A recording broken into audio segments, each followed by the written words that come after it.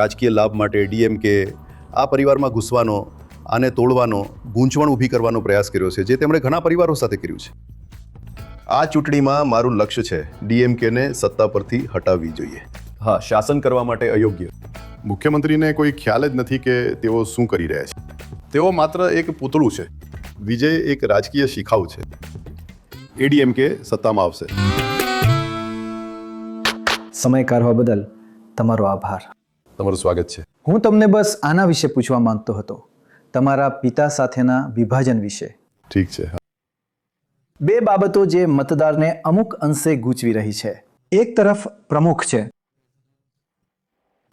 અને બીજી તરફ સ્થાપક છે. આ થોડું ગૂંચવણભર્યું છે, પણ વધુ અગત્યનું તે તમારા માટે પણ ઘણું દુઃખદ હોવું જોઈએ. ભાવનાત્મક રીતે ઘણું થકવી નાખનારું. જો અત્યાર સુધી મેં આ મુદ્દા વિશે જાહેરમાં વાત કરી નથી. ઠીક છે. જો મારા સ્થાપક, મારા પિતા કે મારા પક્ષના સ્થાપક સાથેનો મુદ્દો, આ મુદ્દો છે મૂળભૂત રીતે ડીએમકે એ આ ચૂંટણી માટે તેમના અંગત ફાયદા માટે ઉશ્કેર્યો હતો.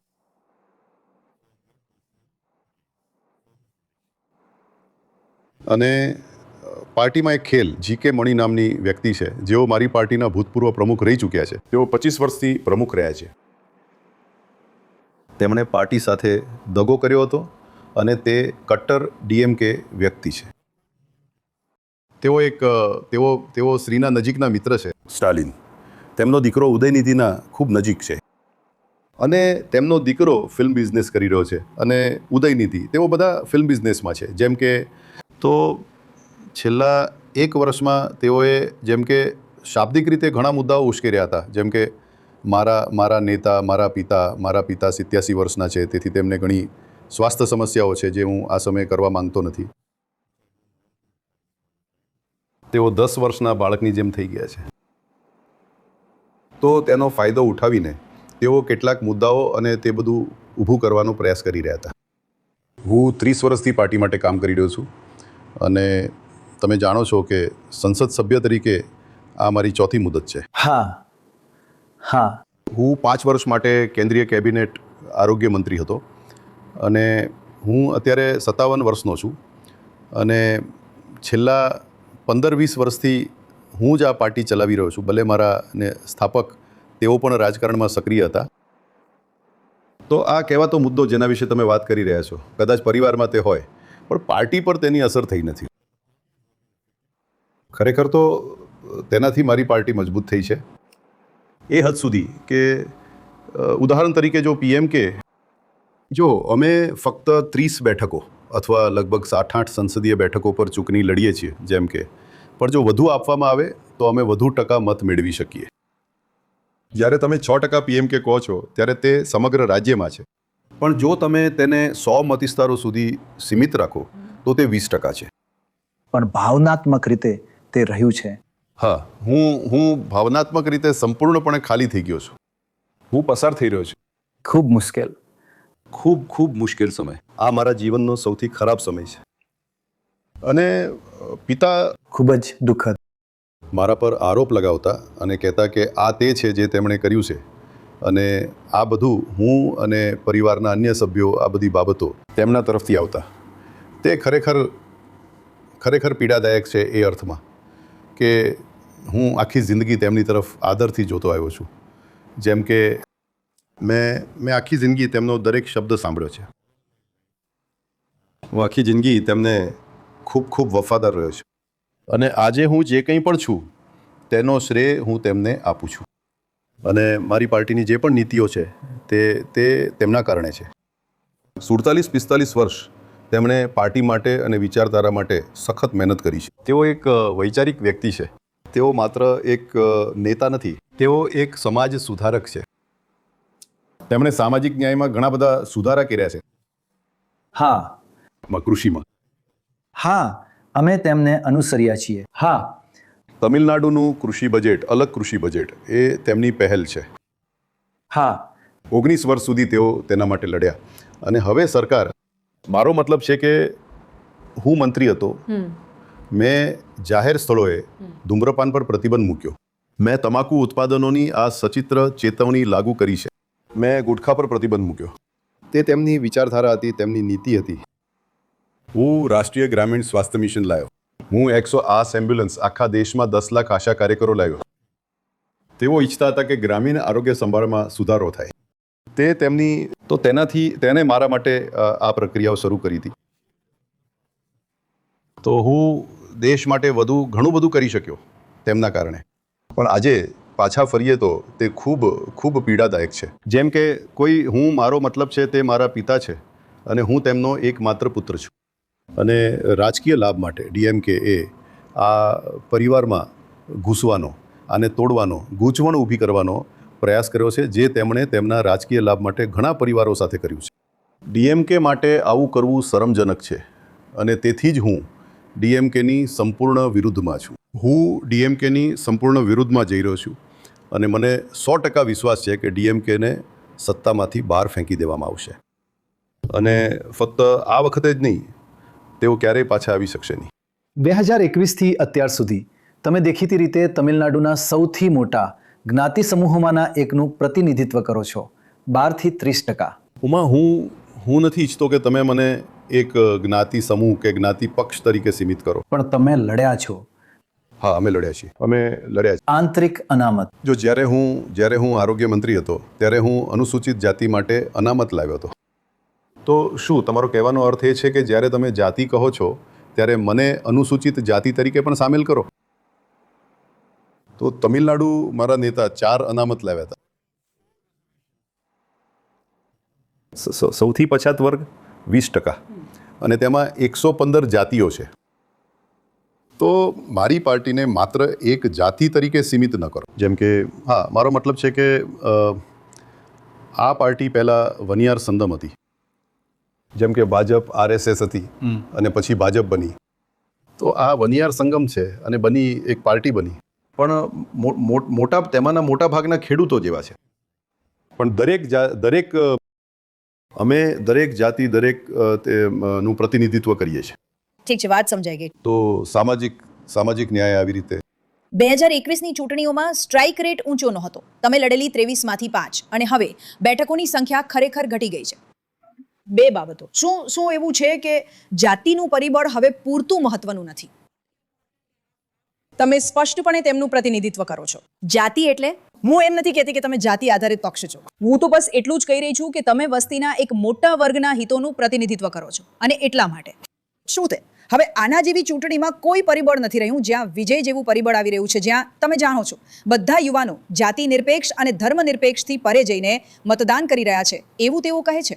જો તમિલનાડુમાં અથવા કદાચ આખા દેશમાં જાતિ એ રોજિંદુ પરિબળ છે. તે ફક્ત રાજકારણમાં જ નથી, તે કાર્યસ્થળમાં જ છે. તેમાં એક રેસ્ટોરન્ટમાં જાઓ ત્યાં જાતિ છે. જો તમે પેટ્રોલ પંપ પર જાઓ ત્યાં છે દરરોજ સવારથી રાત સુધી, તે બધું જ જાતિ છે. ભલે આપણે જાતિવિહીન સમાજ કે ધાર્મિક સમાજ આ બધા વિશે વાત કરી શકીએ, તે બધે જ છે, તે ત્યાં છે. તમે આને કેવી રીતે તોડશો? તો મેં પણ એક લેખ લખ્યો હતો પ્રણય હિન્દુમાં, બરાબર? નામમાં શું છે? હું ઈચ્છું છું કે તમે તે લેખ વાંચો. મેં તમારો પણ ઉલ્લેખ કર્યો હતો. મેં ઉલ્લેખ કર્યો કે તમે કહ્યું પ્રણય રોય એ જ્ઞાતિ આધારિત નામ છે. પ્રણબ મુખર્જી, મમતા બેનર્જી એ જ્ઞાતિ હવે તે વેંકૈયા નાયડુ એ જ્ઞાતિ આધારિત નામ છે. તેથી દરેક ઉત્તર ભારતીય નેતાના નામની સાથે જ્ઞાતિ આધારિત નામ હોય છે. પણ મારું નામ છે અંબુમણી રામદોસ. મારા નામમાં કોઈ જ્ઞાતિ નથી. મારા પિતા રામદોસ, સંજીવરાવ રામદોસ. પણ મારા દાદાનું જ્ઞાતિનું નામ હતું સંજીવરાવ ગાઉન્ડર. તેથી તે બધે જ છે. અને ચૂંટણીઓ સંપૂર્ણપણે જ્ઞાતિ આધારિત હોય છે. વિજયની પાર્ટીમાં પણ જ્યાં વન્નિયરોનું પ્રભુત્વ છે ત્યાં તેણે વન્નિયરને સીટ આપી છે. જ્યાં મુદલિયારોનું પ્રભુત્વ છે ત્યાં તેણે મુદલિયારને સીટ આપી છે. જ્યાં દેવરોનું પ્રભુત્વ છે ત્યાં તેણે દેવરને સીટ આપી છે. તે જાહેરમાં બધી વાતો કરી શકે છે, પણ વાસ્તવમાં આ જ છે. ડીએમકે ત્યાંની પ્રબળ જાતિને બેઠકો આપી છે. તેમણે ત્યાંની પ્રબળ જાતિને એક જિલ્લા સચિવ આપ્યો છે. તેઓ અહીં બીજું કંઈ કરી શકતા નથી. જેમ કે પણ પાછા આવીએ તો જેમ કે અમારી વિચારધારા, મારી પાર્ટીની મૂળ વિચારધારા સામાજિક ન્યાય છે. અમે એક કેન્દ્રવાદી પાર્ટી છીએ જે ડાબેરી તરફ વધુ ઝૂકેલી છે, સામાજિક સોશિયલ ડેમોક્રેટ ડાબેરી તરફ ઝુકાવ ધરાવતી. પણ ભલે અમારું ગઠબંધન કદાચ ગઠબંધન તરીકે અમારી વિચારધારાઓ અલગ હોય, પણ પછી અમે અમારી વિચારધારાઓ વિશે ભૂલી નથી જતા. જેમ કે જ્યારે અમે ચૂંટણી લડવા જઈએ છીએ, આ ચૂંટણીમાં મારું લક્ષ્ય ડીએમકેને સત્તા પરથી હટાવવી જોઈએ. હા, શાસન કરવા માટે અયોગ્ય. મુખ્યમંત્રીને કોઈ ખ્યાલ જ નથી કે તેઓ શું કરી રહ્યા છે. તેઓ માત્ર એક મોહરું છે, બસ એટલું. તેમને કોઈ ખ્યાલ નથી કે શું થાય છે. મને એક ઘટના યાદ છે. એક જાપાની કંપની તમિલનાડુમાં રોકાણ કરવા માંગતી હતી અને એક મોટા ઉદ્યોગપતિ તે વ્યક્તિને, મુખ્યમંત્રીને મળવા લઈ ગયા. તેમની મુલાકાત 20 મિનિટની હતી. મુખ્યમંત્રી ફક્ત 2 શબ્દો બોલ્યા, વણક્કમ, અને મિટિંગના અંતે થેન્ક યુ. 20 મિનિટમાં ફક્ત 2 શબ્દો. તે જાપાની સજ્જન, તેઓ તમિલનાડુમાં 2000 કરોડનું રોકાણ કરવા માંગતા હતા અને જે ઉદ્યોગપતિ તેમને લઈ ગયા હતા તેમણે કહ્યું આ શું છે, હમણાં શું થયું, મને ખબર નથી, મારે એ રોકાણ નથી કરવું. તેઓ આંધ્ર ગયા અને ચંદ્રબાબુ નાયડુએ તેમનું ઉમળકાભેર સ્વાગત કર્યું. તેમને 99 વર્ષ માટે પ્રતિ એકર 99 રૂપિયાના ભાડાપટ્ટે જમીન આપી. 99 પૈસા. આ રીતે રોકાણ. તો આ રીતે આપણા અહીં એક એવા મુખ્યમંત્રી છે જેમને બિલકુલ ખબર નથી કે શું થઈ રહ્યું છે અને તેઓ ફક્ત તેમનો ઉપયોગ કરી રહ્યા છે. બસ એટલું છે. તમે કહ્યું કે તમે એક વ્યાપક ગઠબંધનમાં છો, તો તમે તમારી પ્રાદેશિક આકાંક્ષાઓને રાષ્ટ્રીય હિતો સાથે કેવી રીતે સંતુલિત કરો છો? ઉદાહરણ તરીકે નીટ, તમે તેનો વિરોધ કરતા રહ્યા છો. બીજેપી તેના સંપૂર્ણપણે પક્ષમાં છે. એઆઈએડીએમકે પોતાનું વલણ સતત વિકસિત અને બદલતી રહે છે અને તે યુવા મતદારો માટે ખૂબ જ મહત્વપૂર્ણ મુદ્દો છે. તો શું તેઓ મૂંઝવણમાં નહીં મુકાય કે તેમણે કયો સંદેશ અથવા કોને સાંભળવો જોઈએ? ડીએમકે છેલ્લી વખત 2021માં સત્તા પર એવું કહીને આવી હતી કે અમે એક અઠવાડિયામાં નીટ નાબૂદ કરીશું અને અમે જાણીએ છીએ કે કેવી રીતે. અમે તેનું રહસ્ય જાણીએ છીએ. પિતા અને પુત્ર બંને આ મુદ્દે સખત પ્રચાર કરી રહ્યા હતા. નીટના કારણે છેલ્લા 5 વર્ષમાં 50 લોકો મૃત્યુ પામ્યા, 50 વિદ્યાર્થીઓ મૃત્યુ પામ્યા. અને નીટ ચોક્કસપણે ભારતમાં ન હોવી જોઈએ. તમે તે રાજ્યો પર છોડી દો, તેને રાજ્યની નીતિ પર છોડી દો. દરેક રાજ્યની પોતાની નીતિ હોય છે અને અમારે નીટની જરૂર નથી. નીટ ગ્રામીણ વિરોધી, ગરીબ વિરોધી, સામાજિક ન્યાય વિરોધી છે. પણ તે એક સિસ્ટમ છે. મારો મતલબ, દુર્ભાગ્યે સુપ્રીમ કોર્ટ આ મુદ્દો હાથ પર લઈ રહી નથી. કેન્દ્ર સરકાર, ભાજપ સરકાર, તેમની પોતાની નીતિઓ છે. અમે લડતા રહીએ છીએ. અમે ઓછામાં ઓછું કહીએ છીએ તમે તમિલનાડુને નીતિના આધાર તરીકે બાકાત રાખો. તમિલનાડુ સરકારે કાયદાઓ ઘડ્યા છે. પહેલાંની સરકારે પણ, એઆઈએડીએમકે સરકારે વિધાનસભામાં એક બિલ રજૂ કર્યું હતું. તે કેન્દ્રમાં ત્યાં પડતર છે. પરંતુ પછી ભાજપ સરકાર તરીકે તેમની નીતિઓ. પરંતુ આ નીટની શરૂઆત કોંગ્રેસ દ્વારા કરવામાં આવી હતી અને પછી ડીએમકે દ્વારા અનુસરવામાં આવ્યું, અને મારો મતલબ બીજેપી દ્વારા અનુસરવામાં આવ્યું. અને જ્યારે કોંગ્રેસ આ બિલ નીટ લાવી ત્યારે ડીએમકે સરકારનો ભાગ હતી.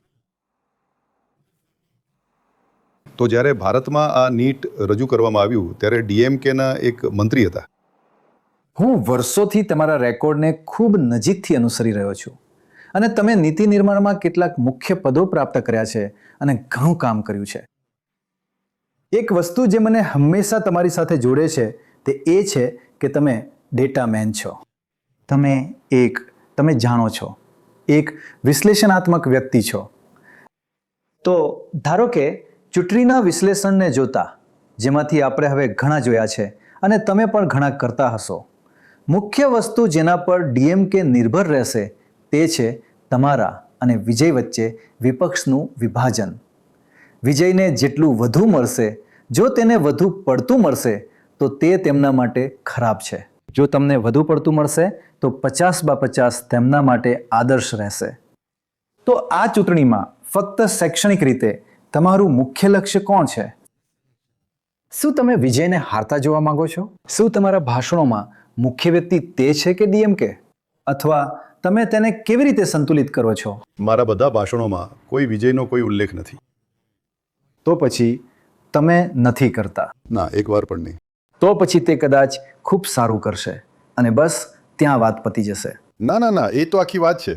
તો ડીએમકે ફક્ત સંપૂર્ણપણે ડીએમકે છે. બરાબર, વિજય એક રાજકીય શિખાઉ છે. પણ તેને ઘણું સમર્થન છે. તેનો એક ચાહક વર્ગ છે. અમે ફરીએ છીએ અને હા, તેનો એક ચાહક વર્ગ છે. પ્રથમ વખતના મતદારો તેના તરફ વળેલા છે. હા, અને પહેલીવાર મત આપનારા, મારો મતલબ, તેઓ એક હિસ્સો છે. હું તેને મોટો હિસ્સો નથી કહેતો, તેઓ એક હિસ્સો છે. અને તે એવું છે કે તે બધા જ્યારે અમે અમારી વિશ્લેષણાત્મક બાબત હાથ ધરી કે તેઓએ કહ્યું કે લગભગ કદાચ 40-42% જેટલા પહેલીવાર મત આપનારા તેઓ કદાચ તેમને મત આપશે. તો અને પણ હું એ જાહેર કરવા નથી માંગતો કે એડીએમકેને કેટલું મળી રહ્યું છે કે ડીએમકેને મળી રહ્યું છે. હું નથી માનતો તે તમારી સમક્ષ તે જાહેર કરવા. પણ તે જ સમયે વિજયની કસોટી થઈ નથી. તે રાજકારણમાં નવો છે. લોકો જાણતા નથી કે તે શું છે, તે શું કરવાનો છે. તેણે આજ સુધી જમીન પર પગ નથી મૂક્યો. તે ફક્ત બાર બસોમાં પ્રચાર કરી રહ્યો છે. તે બધું તેમણે તેમની પાર્ટી શરૂ કરી ત્યારથી રસ્તા પર એક પણ ડગલું પગ મૂક્યો નથી. એનાથી કોઈ ફરક પડતો હોય એવું લાગતું નથી. બધા લોકો કહે છે માત્ર વિજય અમને જોઈએ છે. હું આખો મુદ્દો જે છે મને ખબર છે. તેમની એક ફેન ફોલોઈંગ છે. જો તમિલનાડુ ફિલ્મ રાજકારણ બરાબર. તે એકબીજા સાથે ગાઢ રીતે સંકળાયેલા છે. જાણે તમે ફિલ્મોમાં કેમ ન જોડાયા? મારો મતલબ ના, કોઈએ નહીં. મને અભિનય કરવાનું કહ્યું. જાણે તો આખો મુદ્દો જે છે, જો તે એટલા બધા મતોમાં પરિવર્તિત નથી થવાનું કે તે જીતી શકે. તે જ સમયે વિજય તમામ ડીએમકે તરફી મતો લઈ લેશે.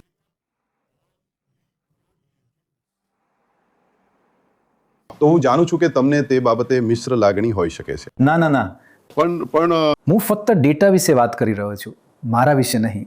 પણ જમીની સ્તર પર હું તે જોઈ શકતો હતો. જેમ કે હું તે જોઈ શકતો હતો. સત્તા વિરોધી લહેર જે તે તમારી સાથે શેર કરી રહ્યો છે. ના, નહીં. શું તે એક ચિંતા નથી? વધારે નહીં. ઠીક છે. સો જ્યારે તમે કહો છો એ જે આ તમારો ડેટા છે. હા, ઠીક છે, સારું. હા. જો લઘુમતી મતો જે ડીએમકેને મજબૂતાઈથી જઈ રહ્યા છે તે તેને લઈ રહ્યો છે. જેમ કે અનુસૂચિત જાતિના મતો. વિજયની મુખ્ય વોટ બેંક અનુસૂચિત જાતિ છે. હું તેની વોટ બેંક જોઉં છું. તેની વોટ બેંકના 50% અનુસૂચિત જાતિ છે. 50%. તો અને શા માટે? કારણ કે જુઓ, કદાચ હું ખોટો હોઈ શકું છું. હું તમને બસ એક સમજૂતી આપીશ. આખા ભારતમાં અને ખાસ કરીને તમિલનાડુમાં અનુસૂચિત જાતિ સમુદાય જાણે તેઓ સામાજિક રીતે એવું અનુભવે છે જાણે થિરુમાવલવન, વીસીકે થિરુમાવલવન સાથે પોતાની ઓળખ જોડે છે. જાણે લોકો કહે છે કે તે પાર્ટીમાં ઠીક છે તમે અનુસૂચિત જાતિના છો, પરંતુ જો એ જ અનુસૂચિત જાતિના લોકો વિજય સાથે પોતાની ઓળખ જોડે તો તેઓ તે વ્યક્તિને અનુસૂચિત જાતિ તરીકે જોતા નથી. તો તે સામાજિક ભાવના ત્યાં છે. તો એટલે જ થિરુમાવલવનના ઘણા લોકો વિજય તરફ જઈ રહ્યા છે. તેમના માટે સમાજ તેમને માન આપે તે માટે. કમનસીબે અહીંની જાતિ વ્યવસ્થા, અનુસૂચિત જાતિ માટેનું સન્માન એ છે કે તેઓ સમાજના સૌથી નીચા સ્તરે આવે છે. તેમને ઉપર આવવાની જરૂર છે. પણ તેમની ઓળખ થિરુમાવલવન સાથે જોડવી, જેઓ અલબત્ત તેઓ અનુસૂચિત જાતિના જનસમૂહના નેતા રહ્યા છે, તેઓ તેમના માટે, દલિત વર્ગ માટે લડતા રહ્યા છે. અને તેથી તે સામાજિક ઓળખ તેઓ ઈચ્છે છે. એટલા માટે તેઓ તેમની તરફ જઈ રહ્યા છે. જેથી કરીને અને પછી ઓછામાં ઓછું પીએમકે માટે મારી પાર્ટી, અમે ગ્રામીણ આધારિત પાર્ટી છીએ, એક કૃષિ પ્રધાન, અને વિજય શહેરી મતો ખાઈ જાય છે. વિજય અનુસૂચિત જાતિના મતો ખાઈ જાય છે. તેઓ અમારા માટે આવતા નથી. તેઓ મુદ્દાઓને કારણે અમારી પાસે આવતા નથી, તમે જાણો છો. બરાબર. તો પીએમકેને ચોક્કસપણે ફાયદો થયો છે. અને અમારા ગઠબંધનને, કારણ કે અમારા આંકડા કહે છે કે જે લોકો આજે વિજયને મત આપી રહ્યા છે છેલ્લી ચૂંટણીમાં, તેઓએ ડીએમકેને મત આપ્યો હતો છેલ્લી વિધાનસભાની ચૂંટણી અને છેલ્લી સંસદની ચૂંટણીમાં. તો એક મોટો હિસ્સો આજે વિજયને મત આપતા લોકોમાંથી 2/3 તેમણે ડીએમકે ગઠબંધનને મત આપ્યો હતો. તો આ તે જગ્યા છે જ્યાં હવે ડીએમકે હારવા જઈ રહ્યું છે. વિજયને કેટલાક મત મળશે અને અમે જીતવા જઈ રહ્યા છીએ. જો તમે કહી રહ્યા છો કે તમે જીતવા જઈ રહ્યા છો, તો તમે કયા 4-5 પરિબળો વિચારશો જેના કારણે તમને લાગે છે કે એનડીએને ખરેખર એક અથવા એડીએમકેની આગેવાની હેઠળના એનડીએને ફાયદો છે? ઠીક છે. પહેલું છે ડીએમકેનું 5 વર્ષ જૂનું શાસન. સૌથી મોટું પરિબળ છે મહિલાઓની સુરક્ષા પર આધારિત કાયદો અને વ્યવસ્થા. માત્ર મહિલાઓની જ નહીં, પરંતુ બાળકોની પણ સુરક્ષા. છેલ્લા 5 વર્ષમાં તમિલનાડુએ 8,700 હત્યાઓ જોઈ છે, જેમાંથી 2,100 હત્યાઓ મહિલાઓની હતી. મહિલાઓની હત્યા કરવામાં આવી, જેમાંથી 361 બાળકો હતા, જેમાંથી 38 બાળકો પર બળાત્કાર કરી તેમની હત્યા કરવામાં આવી હતી. તમિલનાડુમાં આવું ક્યારે બન્યું નથી. દરરોજ 35 બાળકોનું શોષણ થઈ રહ્યું છે, પરંતુ તે માત્ર 10% છે. 90% તેઓ બહાર આવતા નથી, આપણે જાણતા નથી. દરરોજ 25 મહિલાઓ વિરુદ્ધ કેસ ફાઇલ કરવામાં આવી રહ્યા છે. 62,000 બાળકોમાંથી એવા લોકો વિરુદ્ધ કેસ દાખલ કરવામાં આવ્યા છે જેમણે છેલ્લા 5 વર્ષમાં 62,000 બાળકોનું શોષણ કર્યું છે, જેમાંથી 27,000 કેસ પોક્સોના છે. આવું શા માટે છે? કારણ કે એક બાજુ દારૂ, બીજી બાજુ ડ્રગ્સ, નશીલા પદાર્થોનો દુરુપયોગ, અને અહીં દારૂનો વ્યાપક ફેલાવો છે. જ્યારે ડીએમકે સત્તા સંભાળી ત્યારે ટેસ્મેકની આવક 35,000 કરોડ હતી. આજે 5 વર્ષમાં તે 56,000 કરોડ છે. તેમની પાસે 4,800 ટેસ્મેક દુકાનો છે. તેમની પાસે આ દારૂ અને આ બધી વસ્તુઓ વેચતી 1,500 ક્લબ છે. તેમની પાસે 25,000 સંડાકાડા છે. સંડાકાડા એટલે 2 ટાસ્મેક દુકાનો વચ્ચેની દુકાનો જે 24 કલાક દારૂ વેચે છે. જે દારૂ તમને ટેસ્મેકમાં મળે છે તે જ દારૂ અહીં વેચાય છે. અને પછી તમે જે કહો તે તમને તમિલનાડુમાં આ નશીલા પદાર્થો મળે છે. પછી ભલે તે અહીં ગાંજો ખૂબ જ સામાન્ય છે, ભલે તે કોકેન, હેરોઇન, ફેન્ટાનાઇલ, એમ્ફેટામાઇન, LSD, મેથાઇલ એમ્ફેટામાઇન હોય, જે તમને અમેરિકામાં મળે છે, તે તમને અહીં મળે છે. અને જ્યારે તમને તે અહીં મળે છે, અને હું શહેરોમાં જોતો નથી, જેમ કે દરેક ગામમાં તમને તે અહીં મળે છે. અને પોલીસ માટે મુખ્યમંત્રી જવાબદાર છે. તે તેમના નિયંત્રણ હેઠળ આવે છે. તેમને બિલકુલ ખ્યાલ નથી કે શું થઈ રહ્યું છે. છેલ્લા 5 વર્ષમાં 2,200 ટન ગાંજો, એટલે કે 22 લાખ કિલો ગાંજો તમિલનાડુમાં વેચાયો છે. એવું નથી કે હું કંઈક મનગઢંત વાત કરી રહ્યો છું. આ બધા આંકડા છે, સરકારી આંકડા. અને પછી તમે આ હત્યાઓ, બાળકોનું શોષણ, મહિલાઓનું શોષણ જુઓ છો.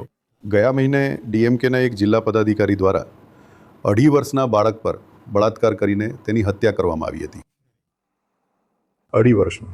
4 મહિના પહેલાં અમારી પાસે એક 8 વર્ષની બાળકી હતી જે શાળાએથી ગઈ હતી. તે 3 કલાકથી ગુમ હતી. પછી તે તેમને ઝાડીમાંથી ઉઝરડા સાથે રડતી બહાર આવતી જોવા મળી. તેના પર બળાત્કાર થયો હતો. ગયા મહિને મધુરંતકમાં 14 વર્ષની બાળકી પર બે વ્યક્તિઓએ બળાત્કાર કર્યો. અને ગયા મહિને થુથુકુડીમાં 12મા ધોરણની છોકરી તે ઘરની પાછળ શૌચાલય જવા માટે બહાર ગઈ હતી. તે 1 દિવસથી ગુમ હતી. તેના પર બળાત્કાર કરીને તેની હત્યા કરવામાં આવી. તો આ એવી બાબતો છે જ્યાં જો હું 3 દીકરીઓનો પિતા છું, અને આ મને પરેશાન કરે છે, આ મને ચિંતામાં મૂકે છે. માત્ર રાજકારણ માટે જ નહીં, આ સુરક્ષા સાથે જોડાયેલી બાબત છે. મારે 4 પૌત્રીઓ છે, જેમાંની 3 પૌત્રીઓ છે. તો હું મારી પૌત્રીઓ, મારા પૌત્રીઓ, મારા દરેક માટે સુરક્ષા ઈચ્છું છું.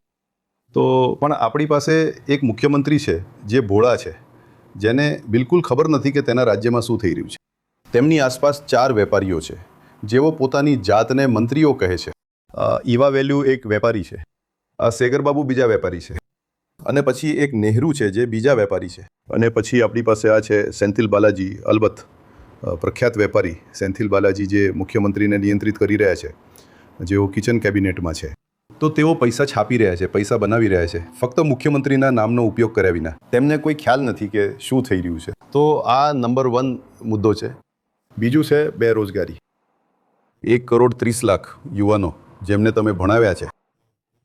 જ્યારે ભણેલા કહું, મેં કહ્યું કે 10મું 12મું પણ ભણેલું છે, તેઓ બેરોજગાર છે, એમ સમજો. ખેડૂતો બિલકુલ તેઓ ગુસ્સે છે. 3,280 ખેડૂતોએ ગયા વર્ષે, છેલ્લા 5 વર્ષમાં આત્મહત્યા કરી છે. અને તેને આ ખેડૂતો માટે કંઈ કર્યું નથી, એમ સમજો. તો આ મુખ્ય મુદ્દો છે ભાવ વધારો. વીજળીનું બિલ 4 વર્ષમાં 56% વધારવામાં આવ્યું છે. 56%. ઘર, મિલકત, પાણી, પરિવહન પરના કર બધું જ વધી ગયું છે. ઉછાળો આવ્યો છે એમ સમજો. એટલે લોકો ગુસ્સે છે. તેને બધું જ બરબાદ કરી દીધું છે. જ્યારે ડીએમકે 2021માં સત્તા પર આવ્યું, છેલ્લા 74 વર્ષોમાં 47થી 2021 સુધી 74 વર્ષ તમિલનાડુનું કુલ વહીવટી દેવું 4,56,000 કરોડ હતું. આજે 5 વર્ષ પછી તે વધારાના 4,96,000 કરોડ છે. તો શાબ્દિક રીતે 10 લાખ કરોડ તમિલનાડુ વહીવટી દેવામાં છે. અને તેઓએ 5 લાખ કરોડ શેના માટે ઉધાર લીધા છે? 5 લાખ કરોડમાં મૂડીરોકાણ માત્ર 1,66,000 કરોડ છે. તેઓએ 3,50,000 કરોડનું શું કર્યું? તેઓએ ખરીદ્યું. તેઓએ દેવું ચૂકવવા માટે દેવા લીધા. તેઓએ વ્યાજ ચૂકવવા માટે દેવા લીધા. શું આ વહીવટ છે? તમિલનાડુ પાસે એટલું બધું છે. બીજા બધા પક્ષો ગમે તેમ પણ એ જ મફતની રેવડીઓ આપે છે. ના, પણ પછી આ બધી હદની બહાર છે. ગયા વર્ષે તેઓએ 1,82,000 કરોડનું દેવું લીધું. ફક્ત એક વર્ષમાં તેઓએ 1,82,000 કરોડ ઉધાર લીધા અને મૂડીરોકાણ માત્ર 52,000 કરોડ છે. પણ ગયા વર્ષે તેમની પાસે દેશમાં સૌથી ઝડપી જીડીપી વૃદ્ધિ હતી. મારો મતલબ એ બધું જે હું કરી શક્યો. ગયા વર્ષે પણ જે હોય તે, મારો મતલબ એ તો બસ હું એ બધાને યોગ્ય ઠેરવી શકું અને કહી શકું કે બ્લા બ્લા બ્લા બ્લા એ બધું. પણ આ છે, આ વાસ્તવિકતા છે. બસ એક નાનો સવાલ. તો હા, જમીની સ્તર પર લોકો કહે છે કે અમને પરિવર્તન જોઈએ છે, પણ તેઓ એ પણ કહે છે કે તેમને દ્વિપક્ષીય પ્રણાલીમાંથી પરિવર્તન જોઈએ છે. તમે જાણો છો, એકવાર ડીએમકે હોય છે, બીજી વાર એઆઈએડીએમકે હોય છે, અને તેમને તેમાંથી પણ પરિવર્તન જોઈએ છે. વાત માત્ર એટલી જ નથી કે ડીએમકે વિરુદ્ધ સત્તા વિરોધી લહેર છે. તેમને જોઈએ છે, તેમને કંઈક અલગ જોઈએ છે. હા, ચોક્કસપણે. તમિલનાડુ હંમેશા પલટાતું રહ્યું છે અને 2016માં અમારા કારણે તે સિવાય, કારણ કે હું એકલો ઊભો રહ્યો હતો. માત્ર મુનેત્રમ તમે ત્યાં હતા. તો અને આ વખતે તે પલટાવાનું છે. દર 5 વર્ષે તે પલટાય છે. તો એવું છે. એ એક બીજું કારણ છે ઉમા, કે શા માટે ડીએમકે પાછી નથી આવવાની જે રીતે લોકો જોવા માંગે છે. પણ તેઓ આ દ્વિપક્ષીય પ્રણાલીમાંથી પરિવર્તન ઈચ્છે છે. ના, બસ એ જ છે. બસ એકવાર ડીએમકે અને એઆઈડીએમકે પણ. હા, હું આનો ઇનકાર નથી કરતો. તેઓ જમીની સ્તર પર તે ઘણું સાંભળવા માંગે છે એમ. જો તમે તે જમીની સ્તર પર સાંભળો છો. હું આનો ઇનકાર નથી કરતો, પણ નજીક જ્યારે ચૂંટણી આવે છે, જ્યારે મેં 2016માં ચૂંટણી લડી હતી, લોકો પરિવર્તન ઈચ્છતા હતા. પણ પછી ચૂંટણીઓ નજીક આવતા જ્યારે તેઓ જુએ છે કે ઠીક છે, તે જીતવાનો નથી, હું મારો મત શા માટે બગાડું? તો હું વિપક્ષને મત આપીશ, જેઓ ડીએમકેનો વિરોધ કરી રહ્યા છે. આજે આ જ થઈ રહ્યું છે. વિજય સાથે આ જ થવાનું છે. તો કદાચ તેને સમર્થન છે. પણ જ્યારે મત આપવાની વાત આવે છે, જ્યારે તેઓ બૂથ પર જાય છે 1 દિવસ પહેલાં, 2 દિવસ પહેલાં, તેઓ કહે છે કે જ્યારે વિજય જીતવાનો જ નથી, ત્યારે હું મારો મત શા માટે તેને આપું, મારો મત બગાડું? તો એ થવાનું જ છે. એ તો પહેલેથી જ થઈ રહ્યું છે. તો એ ફરીથી એક મોટો મુદ્દો છે જેના કારણે અમે જીતવાના છીએ. જો ત્રિશંકુ વિધાનસભા હોય તો તમે સંતુલન બિંદુ બનવા માટે પૂરતી બેઠકો મેળવી શકો છો.